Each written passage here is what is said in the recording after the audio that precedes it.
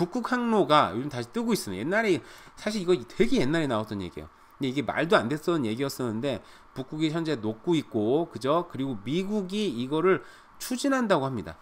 북극 항로가 뭐냐? 쉽게 얘기하면 지도를 잠깐 볼게요. 자, 한국에서 유럽으로 만약에 뭐 수출을 한다. 그러면 이제 일단 여기 중국하고 싸우고 있는 이 동중국해를 지나서 미국이 호위를 하고 있죠. 호위를 하고 있는 분쟁 지역을 지나서 또 말라카 해변인가요? 굉장히 짧은 굉장히 여기는 물론 이제 미국 싸우면 미국 한 두들기 맞으니까 여기서 방해하는 사람 없겠지만 이제 통과를 해가지고 자 여기 또 해적들이 많은 소말리아 해협을 지나서 걸프 오브 아덴 유명하잖아요. 아덴만의 그 저기 영웅들이 있었죠. 한국에서도 자 수에즈 운하를 통해서 수에즈 운하를 통과하는데 비용을 한 몇 억 낸다고 합니다. 자, 몇 억씩 내야 되는데 요즘에는 여기서도 아랍해잖아요. 여기서도 뭐 이란이 공격을 하네 마네 막 하고 있어요. 여기를 통과해서 가야지만이 유럽에 수출을 했었어요. 한국 입장에서는. 근데 북극 항로는 여기서 한국에서 나와가지고 바로 알래스카 북극 쪽으로 넘어갑니다. 그래서 여기 넘어오면은 자 여기는 더 이상 지도가 안 나와서 제가 구글 얼스까지 준비를 했습니다, 여러분. 자 북극 항로로 이렇게 넘어와가지고 근데 여기서도 이제 소련 쪽으로 가면은 이제 또 막히니까 여기서 어떻게 갑니까? 미국 쪽, 캐나다 미국 쪽으로 통해 가지고 짠짠짠짠 바로 들어가면 바로 영국이 나옵니다. 그죠? 영국, 노르웨이가 나요. 바로 수출하면 되겠죠. 그죠? 그다음 뭐 때에 따라서는 영국으로 수출만 하면은 기차로 연결돼 있으니까 그럼 또 바로 유럽 전역으로 수출을 할 수도 있고. 그죠? 그러다 보니까 북극 항로가 지금 미국에서 새롭게 추진하고 있는 항로예요. 근데 알버타 입장에서는 중요한 게 뭐냐, 제가 또 이게 준비를 해왔는데 알버타 입장에선 짜증나는 게 뭐냐면 기름을 수출을 해야 되는데 양쪽으로 막혔습니다. BC주에 수출하려고 그러면 환경론자들이 가가지고 맨날 들어 눕지, 퍼스트 네이션들 가가지고 들어 누워. 근데 퍼스트 네이션은 한 명만 들어 누워도 그걸 강제로 추방을 할 수가 없어요. 왜냐하면 캐나다 정부에서 그동안 퍼스트 네이션을 정말 안 좋은 짓을 정말 많이 했잖아요. 애들 데려다 놓고 레지던트 스쿨 만들어 가지고 다 죽이고 성폭행하고 그렇게 완전히 정말 민족 어떻게 보면 우리 일본에 당했던 짓을 그대로 했던 거예요. 그러다 보니까 퍼스트 네이션들이 할 말이 없는 거죠. 그러니까 BC주를 못 뚫었어. 그래서 온타리오주 뚫으려 보니까 길이도 길고 안 됐어. 그래서 옛날 트럼프가 허용을 했던 키스톤 X로 뚫어가지고 여기를 미국으로 뚫어가지고 저기 플로리다까지 해가지고 수출하려고 해보니까 다시 또 바이든이 그걸 또 취소시켰어. 갈 데가 없잖아요. 그래서 새롭게 추진하고 있는 라인이 그 알래스카로 뚫는 겁니다. 알래스카 쪽으로 뚫는 거예요. 그러면은 BC주를 우회할 수도 있고 BC주도 저기 뭐 완전히 꽝꽝 어려운 통과니까 이 퍼스트 네이션 없는 데로 인디언들 없는 데로 갈 수도 있잖아요. 그죠? 그래서 이 북극에 있는 이 알래스카 북쪽에 있는 이 작은 도시 있거든요. 이게 나오려나? 여기 뭐 프루호베이라든지 알파인이라든지 이런 작은 도시까지 이제 파이프라인을 연결을 시키는 거예요. 그러면은 요게 항구가 생기고 당연히 수출할 때 이게 알래스카 사이로 통과해 가지고 넘어오면서 여기 중간 기척점이 생겨야 되는데 여기 기척점이 새로 생기게 됩니다. 여기까지 알버타가 그 석유를 뚫을 수 있으면 여기에서 수출하면 되잖아요. 여기에서 전 세계로 유럽이든 어디든 뭐 아시아 계열이든 수출을 하면 됩니다. 만약에 이게 뚫리면 지금 추진하고 있는 알버타도 지금 알버타주도 지금 기름은 전 세계적인 매장량이에요. 그래서 오랫동안 수출하고 수출을 원활하게 해야 되는데 더럽고 치사하게 지금 BC주는 막고 있고 여기 미국도 지금 막혔고 그죠? 또 온타리오주로 또 뚫지도 못하게 막혀 있고 뭐 진퇴양난해요. 그래서 결국은 이게 뚫리면 알버타주의 미래는 밝다. 캘거리, 뭐 에드먼턴에 저는 이제 석유 산업이 오래가지 못하지 않을까, 힘들지 않을까 생각해서 부정적으로 많이 얘기를 했었는데 만약에 이게 뚫리기 시작하고 이게 된다면 알버타주에 정말 이 굉장히 한 30년, 40년 먹고 살 거는 확보가 되는 게 아닌가라는 생각이 듭니다.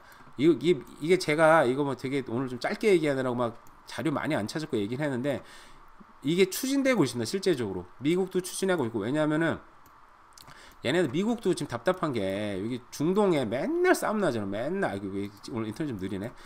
맨날 싸움 나잖아요. 여기에서 관여하는 게 너무 짜증나. 중국 동국주국해 싸워야지.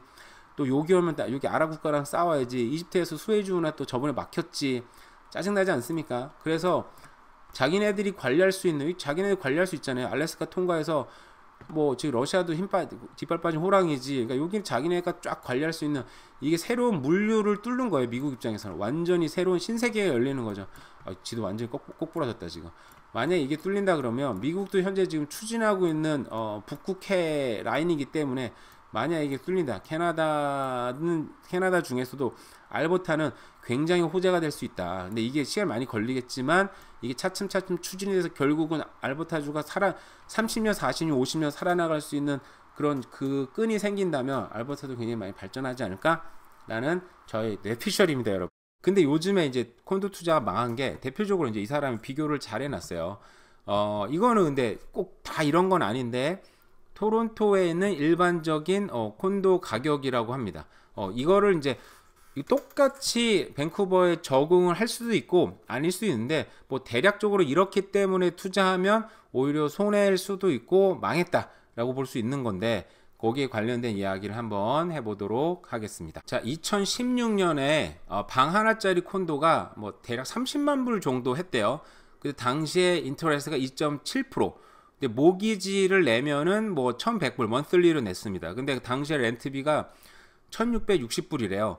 그러면 여기서 뭐 콘도피 뭐 당시니까 150불 정도 하고, 뭐 텍스가 포함되지 안 되지, 그러니까 결국은 여기서 200~300불 정도 남는 거예요. 그죠? 그러니까 그래도 200~300불 정도의 캐시플로우가 생겨서 좋았죠. 근데 2024년 지금 콘도가 방 한 개짜리가 이제 뭐 55만 불까지 올라갔대요. 인터레스트가 이제 6.8% 잡았는데 저 정도는 아니죠. 지금 어쨌든 6% 미만이라고 생각하겠지만, 어쨌든 대충 이렇게 봤을 때 모기지가 뭐 3,000불 정도 낸다. 근데 렌트비가 방 하나짜리가 이제 2,400불을 받으면, 쉽게 말하면 여기서 이제 여기에다가 사실상 뭐 텍스도 내야죠, 콘도피도 내야지 하니까, 이렇게 되면 거의 1,000불 가까이 내 손에서 나가야 돼요. 근데 물론 이거는 약간 이제 과장이 섞였다고 보니까 실질적으로 아마 내 파켓에 나가는 게 뭐 그래도 500불 가까이 될 수도 있을 것 같아. 이런 세팅이 된다고 한다면. 자, 그러니까 이제 콘도 투자가 이제 뭐 사실상 이제 망했다라고 볼 수 있는 거죠. 이 상태에서 내 파켓에서 뭐 정말 500불씩 내면서 콘도 투자할 이유가 없는 거죠. 10년이 지났어. 그 렌트비가 올랐죠. 그죠? 10년이 지나면 제가 볼 때는 돈의 가치는 계속 하락하니까 금리는 더 떨어질 수도 있고, 그죠? 렌트는 올라갔고, 자산 상승이, 그러니까 어프리시에이션이라 그러는데, 자산 상승이 이미 무한 수익 구간으로 들어간다. 그러니까 10년 지났을 때 뭐 저기서 예를 들어서 예를 들어서 25년이나 30년 모기지를 받아서 했을 거 아니에요. 그죠?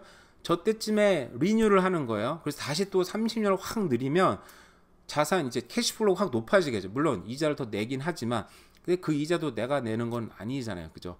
세입자가 내줄 테니까 그때 이제 캐시플로우 확 올리는 거죠. 이미 무한 수익 구간에 들어간 상태에서 캐시플로우를 확 높이는 전략을 쓰면 그때부터 나오는 캐시플로우는 뭡니까? 그러니까 순자산인 거예요. 그래서 굉장히 정말 너무나 좋은 순자산의 캐시플로우가 되는 거죠. 마음 편하게 캐시플로우를 받을 수 있다. 한두 달 정말 렌트가 안 들어와더라도 전혀 손해보는 구간이 아닌 구간이 되는 거예요. 그래서 저도 이제 요즘에 생각이 많아서, 그래, 일단 이렇게 해서 2년 버텼으니까 1년에 엄청 손해봤죠. 1년 동안 엄청 손해봤죠. 그러니까 앞으로 또다시 한 7년, 8년 버텨야 되는데, 여기만 버티면 나도 무한 수익 구간으로 들어가서 그냥 어떤 일이 일어나도 마음 편하게 렌트 주면서 살 수 있겠구나. 근데 7, 8년 어떻게 버티지? 라는 생각은 좀 들긴 들어요.